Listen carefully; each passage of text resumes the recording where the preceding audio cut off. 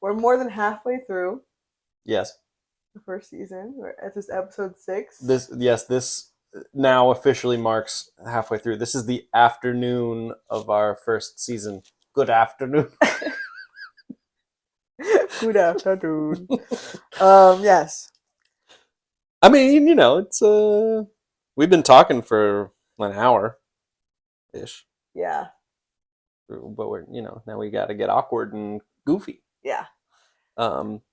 So goofy, just goofy enough to begin talking about this week, which is not so goofy. No, not historically. This week, as we both know, marked the 39th anniversary of the MOVE bombing in West Philadelphia, May 13th, 1985. Yeah, and if you're not familiar, the MOVE bombing was the destruction of residential homes in the Cobbs Creek neighborhood of Philadelphia, Pennsylvania, by the Philadelphia Police Department during a standoff with MOVE, which was a Black liberation organization. And the Philadelphia Police Department dropped 2 explosive devices from a helicopter onto the roof of the house that was where the occupation or where the MOVE organization existed. And not only that, but the Philadelphia Police Department then allowed the whole block to burn. 61 houses destroyed. Yeah. And causing 250 people to be homeless. 6 adults, 5 children were killed, with 1 adult and 1 child surviving. Yeah. When did you learn about the MOVE bombing? Were you today years old? Real rat. But I was going to ask you, like, when did you learn about it? I mean, yeah. I was an adult. I was definitely an adult. I want to say, I think I was probably in my 20s. Right. Mid-20s. Yeah, I didn't learn about it until I started teaching in Philadelphia. I think I might have had to read something about it, like when I was training. But yeah. Right. Hey, y'all. She's Hannah. He's Greg. She's adopted. He's not. She's Black. He's not. And this is the Fake Siblings Podcast. Growing up as adoptive siblings presented unique challenges. That's not your real brother. How long have you been dating? The realness of our siblingship was often called into question, and we want to talk about it. Because despite it all, we've always been super close. And ain't nothing fake about that. Yeah. Well, and I think, what that, and, I still probably don't know as much about MOVE as I should. Yeah. But it certainly, brought up for me that I have been taught all of these things about the MOVEs of the world, the Black Panthers and all of these extremist, violent organizations that I think were only really viewed as such by white folks, right? Because, I mean, it's the way to get the attention of the established, like, power party or whatever. Yeah. Right. Yeah. No, I remember distinctly learning in history class at our high school that that Malcolm X was bad. And Martin Luther King was good because he was a pacifist. Yes, because he was nonviolent. Yeah.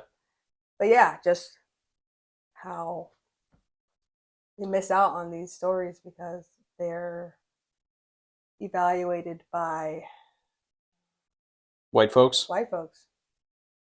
Yeah. Don't always believe what you hear. Yeah. Be curious and be curious is a good one. Yeah. We have, if you haven't noticed, we've been talking a lot about current events and trying to relate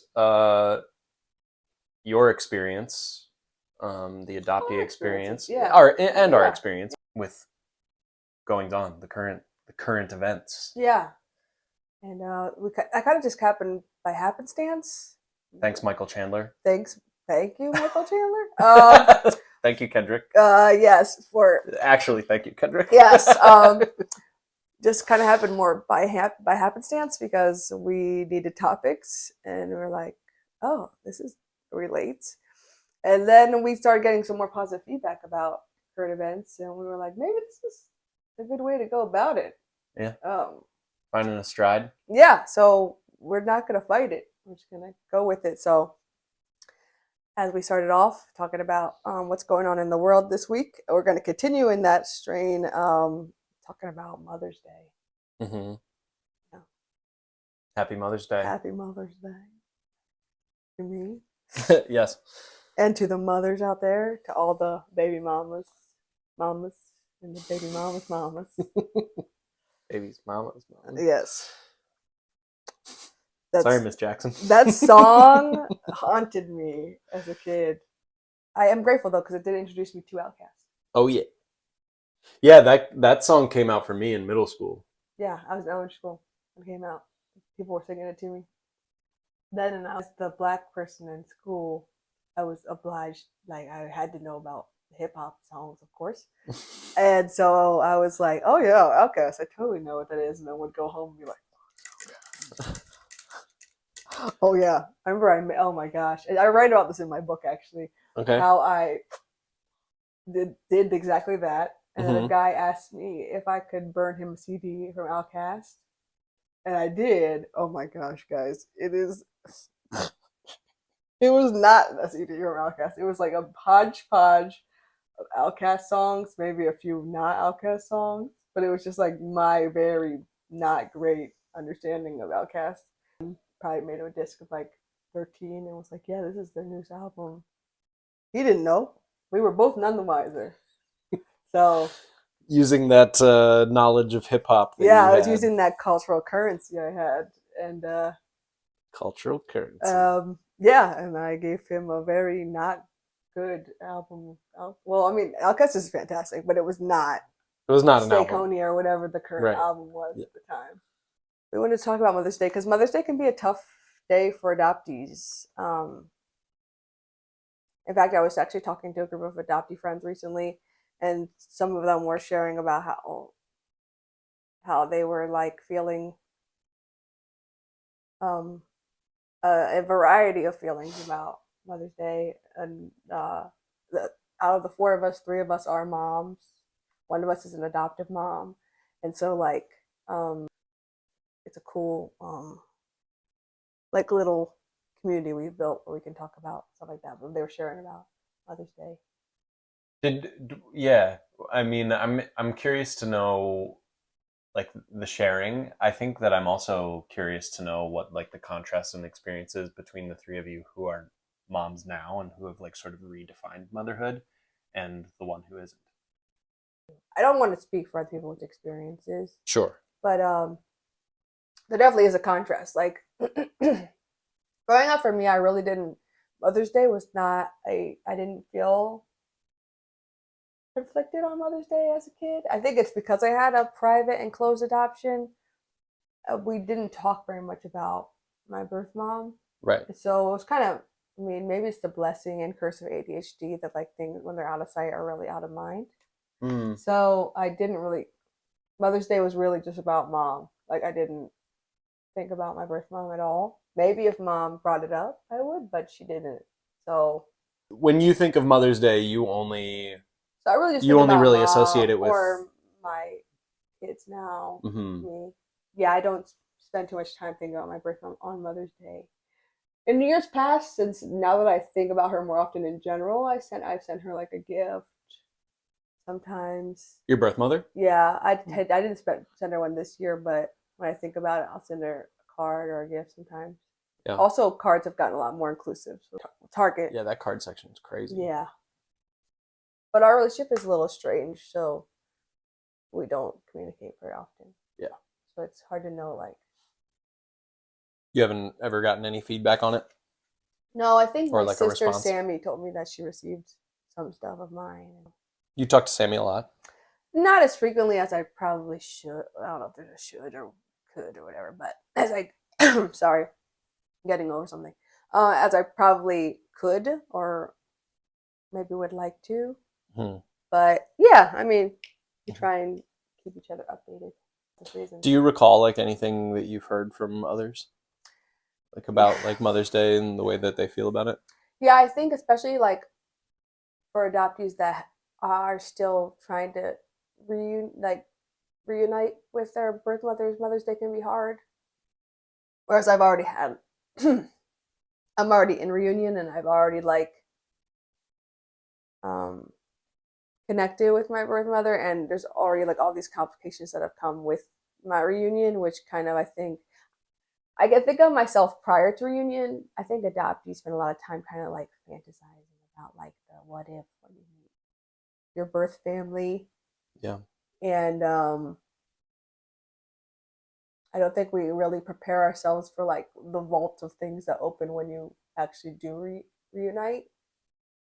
You just kind of have like this like reunion moment in your mind of like The fairy tale the or fairy tale or the whatever you expect, but you don't really think about like now what does that mean for the rest of my life moving forward.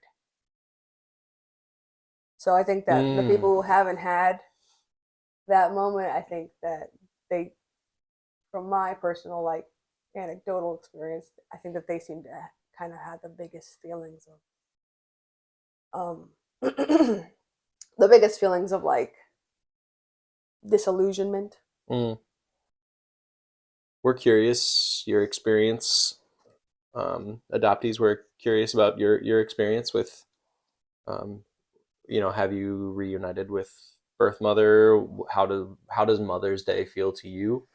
If you're a mother, has that changed it? Oh yeah, like adoptees becoming mothers themselves can often be a big catalyst for changing. It definitely was for me. Like, even though I had reunited with my birth mother when I was 18, so before I was a mother, there is something that happens when you actually do become a mother. I think it humanized my birth mother a lot more, and I think also because like the circumstances around when I got pregnant, it was like an unplanned pregnancy.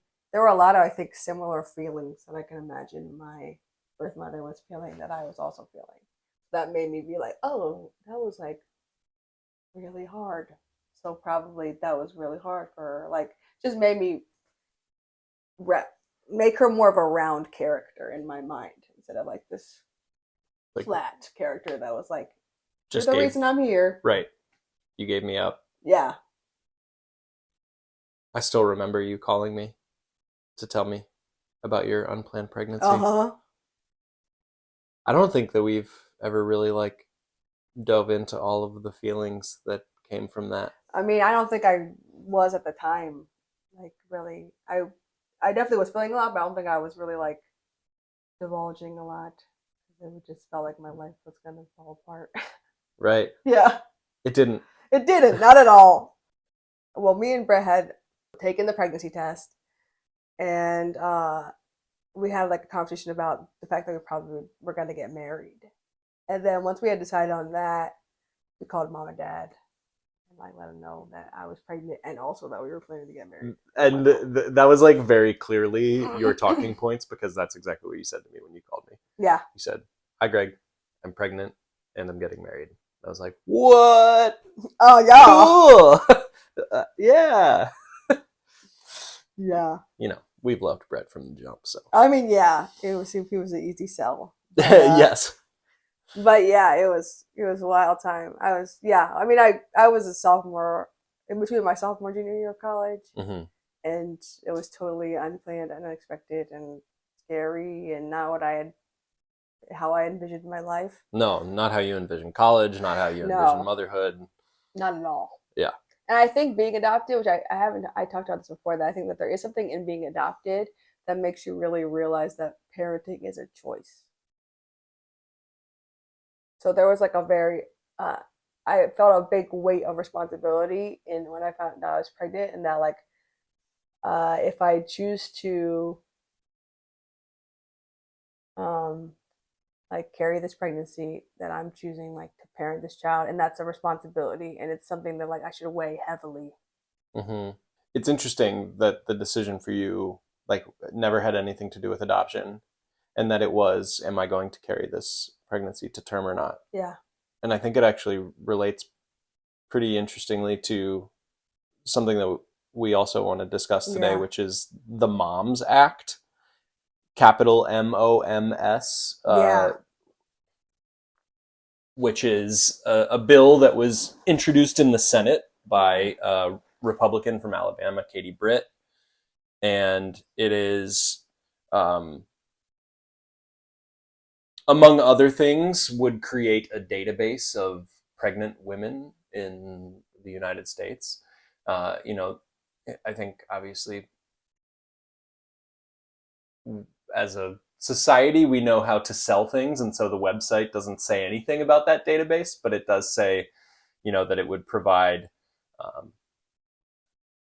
access to resources for moms and access to resources for mothers who are both prenatal. Is there an actual natal or then postnatal? Yeah, no, I don't think natal so. is only the it's giving only of birth. Pre and post. And of course, you know, with any like introduction of something like this, you don't know all of the details. How are you planning to support these women before and after pregnancy? Especially after pregnancy, because that's an area where we really lack. Yeah, but it's definitely like the legislation and the think tanks or whatever, the organizations behind it are very conservative. Yes. So there is that to be said, and so it is going to be providing support with an angle of pro-life. Pro-life. Yeah, I mean everything. Yes, every like major sponsor of the bill on that think tank side of things, on the money side of things, is a pro-life organization. Right. And so they discuss, you know, pregnancy resource centers and things like that. Yeah. And you know, some of the statistics that they share that Alabama, which is where Katie Britt is from, or where she represents, where she is the senator. She's the senator of Alabama. You know that. A third of Alabama's counties lack maternity care. And I think that something that, you know, a bill that is selling this new program isn't going to share is that, you know, the Republican Party is also very, has desystemized Planned Parenthood and repealed funding and things like that. And so it's, I think, very likely that a third of those counties are lacking maternity resources for that reason. Yeah. That's not to say that this is not a good thing. Yeah. You know, that, you know, potentially providing more resources is it could be beneficial. Yeah, resources are good, but it's like filling a gap that they created too. Yes. Yeah. With then like their resources that they deemed worthy of people receiving, which definitely are focused on making sure women carry pregnancies to term. No, I think that the sticky part and the tricky part is that it is within this like realm of pro-life, and so mothers aren't going to be given a choice. Right, or it's like it's the illusion of choice, but really it's like coercion into specific outcomes that are in agreement with the ideologies of these politicians, as well as that these big governmental think tanks and organizations and their agendas. And this database where that like clickbait thing comes into play is that like there is access to pre and postnatal resources, but in order to support, encourage, and assist these women in carrying their pregnancies to term and then providing them resources afterwards would also require them to be a part of the database that, like, you know, would uphold the data for the grant work that is happening within. Absolutely. And then also, I guess the fear is probably how that data might be used, or people might be penalized as a result. Yeah. So this Moms Act, More Opportunities for Moms to Succeed, MOMS, would also provide, it would increase access to adoption agencies is another like big point of this. It's actually like the very first point. So aside from establishing pregnancy.gov, which just ew, I don't know, man. This clearinghouse, which to me, clearinghouse is database, right? I feel like very synonymous. Would increase access to adoption agencies, pregnancy resource centers, and other relevant public and private resources available to pregnant women. Yeah, I don't know. I think that it's scary as an adoptee to hear that. We talked about this before, actually, and how adoption and abortion are often conflated, where adoption is seen as a solution to abortion. Right. And yeah, it's a little bit frightening for me. I think that there are a lot of adoptees, myself included, that want serious reform to happen in adoption. If not, there are lots of people who believe in abolition, which I agree with. It's like same thing as I agree with defunding the police, but there's like things that need to happen prior to that happening. Right. That is to say, I don't think that like the way the system currently and institutions currently work are like in the best interest of like humanity. Mm-hmm. Some serious restructuring would need to happen. Like some serious creative, reimagining needs to take place. So, I mean, and to digress here for a moment, like thinking about like how that happens is, I mean, you could really quite easily, I think, draw if you like what has happened with the repealing of Planned Parenthood in a lot of these places, like that's, I think, an okay comparison to like what a lot of people mean when they say defund the police or how could we abolish abortion. It's like let's strip back, and they're being creative and creating a different system, and a different different institutions to offer support. Yeah. Now that they've stripped back abortion, or people's access to abortion. Yes. And now there's these pregnancy.gov is the like creative reimagining of Planned Parenthood. Yes. Yeah.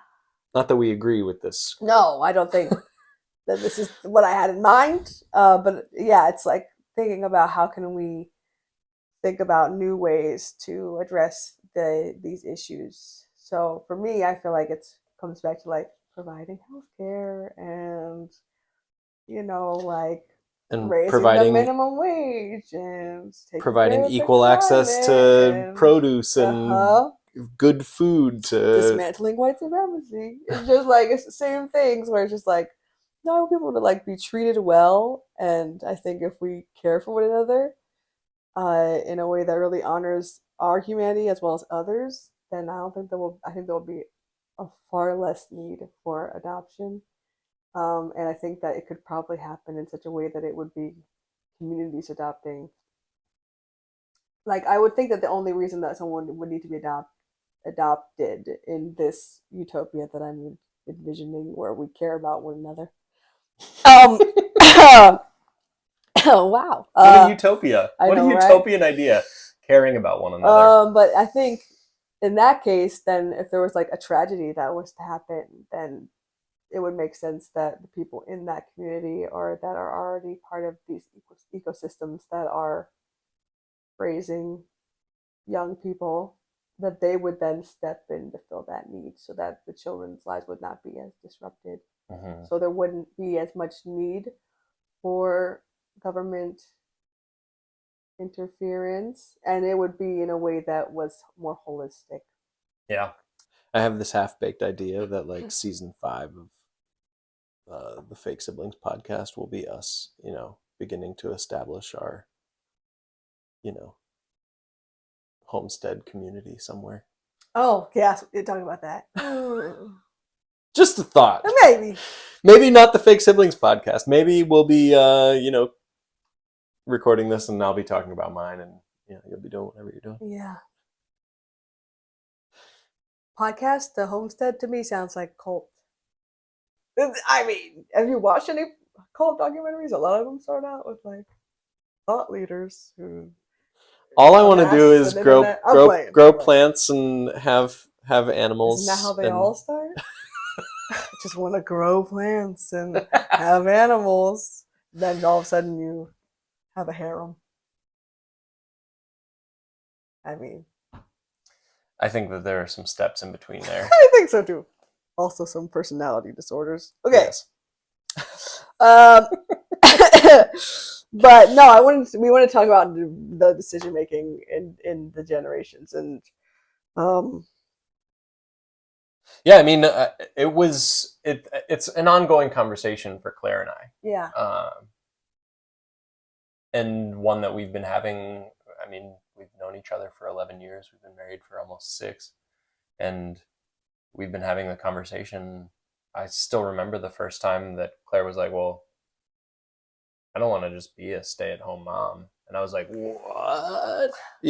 Like, because where I grew up, there, yeah, that's what you do. Yeah.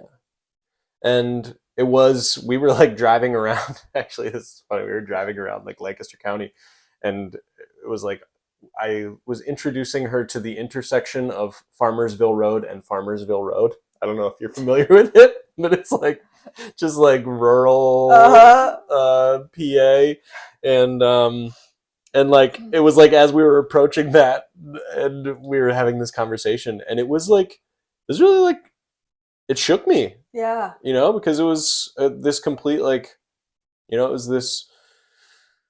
Well, maybe if we have kids, I would stay at home and care for the kids.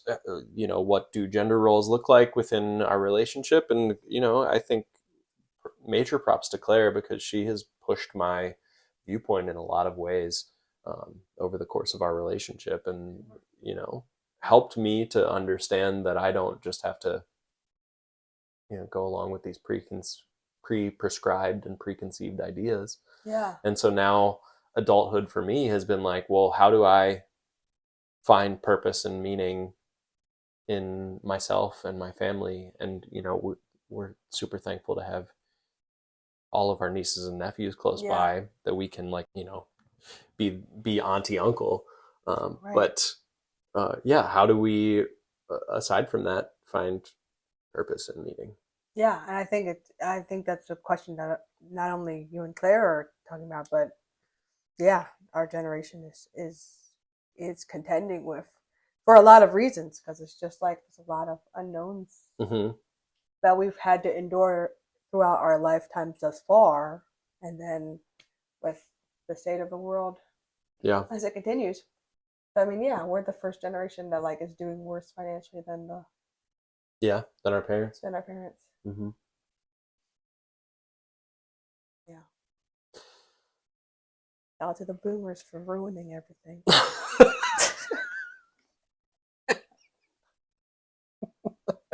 I mean, I think about mom sometimes. Oh Lord. Mom sometimes will talk about things. She'll relate to what we're doing in our lives to what they were doing in their lives, and I feel like there's always this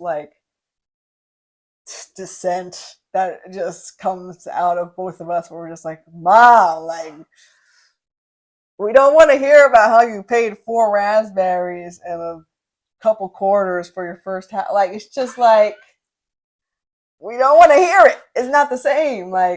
Yeah, I feel like they had their first house.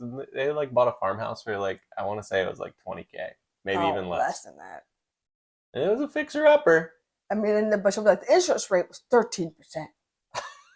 That's pretty crazy. You're right, but also your mortgage payment was $300. Right. So, but I think that more and more, I think the reason why our generation is being forced to be more critical about these big life decisions is because our world is just looking more and more dystopian, connecting it to that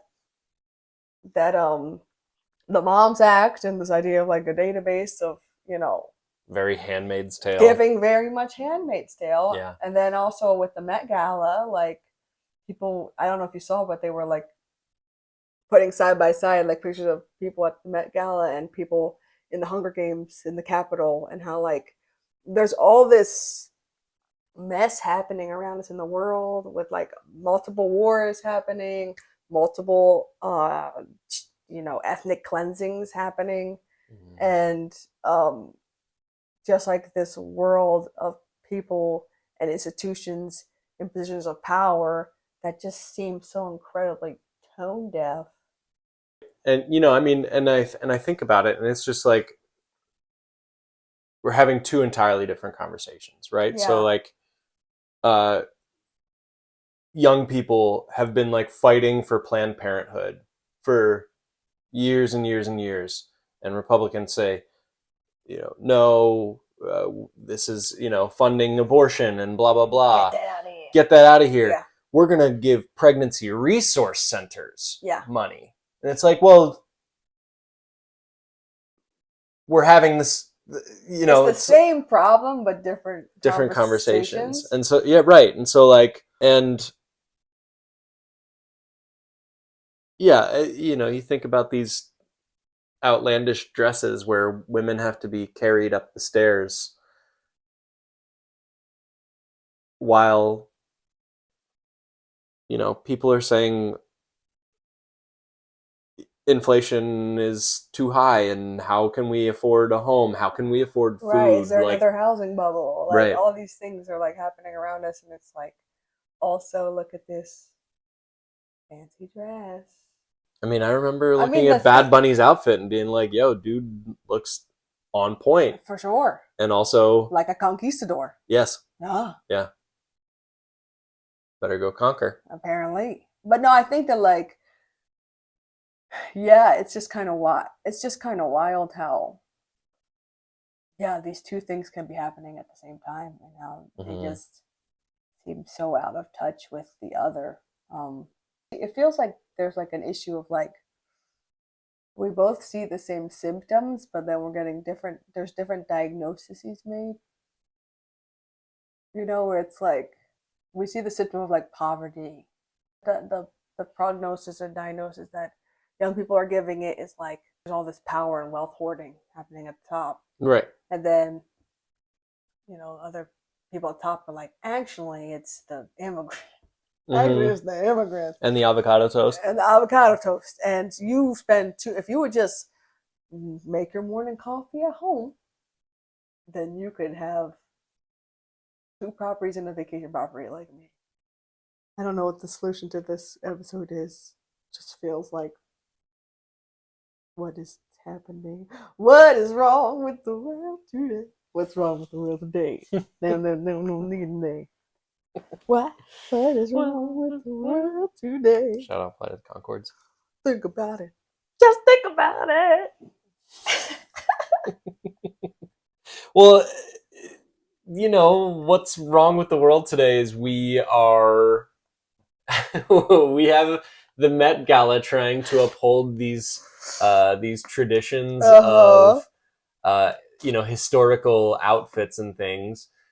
Meanwhile, we're all waiting on the 3rd season of Handmaid's Tale, where women are dressed Puritan-like and told what to, how to, give birth or whatever. But I mean, I think about the move bombing. Yeah. I think about we have all of these like metaphorically violent, or like these violent ways that we've become, because in the yogic community everything is violence, right? So all of this inflation is really violence in a lot of ways, right, to people who are trying to make it, trying to like do good things for their family, their people, for their community, right. And we think, I mean, it feels in a lot of ways like a metaphorical bomb dropping on a community. That's true. What I was thinking about with the move bombing is like, this is 1985. A lot of times we're afraid of like this dystopian future, that like it's this far off thing, and like we've lived in a lot of dystopian past times. And a lot of times I saw this like comparison, or this thick piece once that was talking about how the white dystopian imagination is like the marginalized or black like past reality, like, or current reality, but like how the Handmaid's Tale and like reproductive restriction was something that I just read something actually recently about Fannie Lou Hamer and how she received what was called a Mississippi appendectomy. It wouldn't be appendectomy, right? It would be Mississippi hysterectomy. No, that they called it the appendectomy, which shows you how it was. They did call it Mississippi appendectomies. Yeah. He says in 1961, a white doctor gave Hamer a hysterectomy without her consent while she was undergoing surgery to remove a uterine tumor. The practice was so commonly performed on poor black women that it was nicknamed a Mississippi appendectomy. So basically, like, we think of this dystopian horror in the future of The Handmaid's Tale when it's like, this is the past reality of women of color. And so, but let's make sure that all pictures of Fannie Lou Hamer are black and white so that we don't realize how recently this happened. So I say all this to say that, like, I think instead of being disoriented, be disoriented by the dystopianness that we see around us, but also, like, there are people who have lived through their own versions of dystopia in the past, and how are we ignoring those experiences? Also think more critically about how can we learn from those people who have lived through and endured what, the worst of what the white imagination can think of, and how can we, again, creatively think about a different solution that maybe is not coming out of the white imagination, like that maybe isn't creating a pregnancy.gov or moving toward Homestead. Or moving toward Homestead cults, or MET Gala. Maybe there's something else we could be doing. Think critically. The call to action today. Think critically. Be curious. Thanks for listening to the Fake Siblings podcast. And before you shut this off, we have a few simple requests. 1. Subscribe to the pod. B. Leave us a glowing review. 3rd, follow us on all the socials at Fake Siblings Pod. We release new episodes every Wednesday, so until next time. Thank you for listening. Bye, y'all. Did we conclude there? I don't know. Are we concluding? I think so, but too close. There's people in the world and diseases from monkeys. You hear what I said? They're getting diseases from monkeys. Now there's junkies with monkey disease. Who's touching these monkeys, Pearly?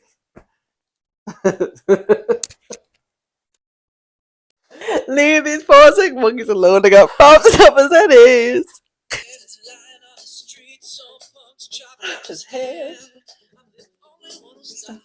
to see if he's dead.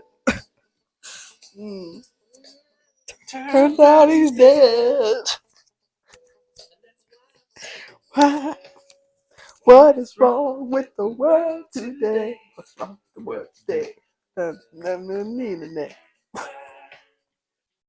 wrong with the world today?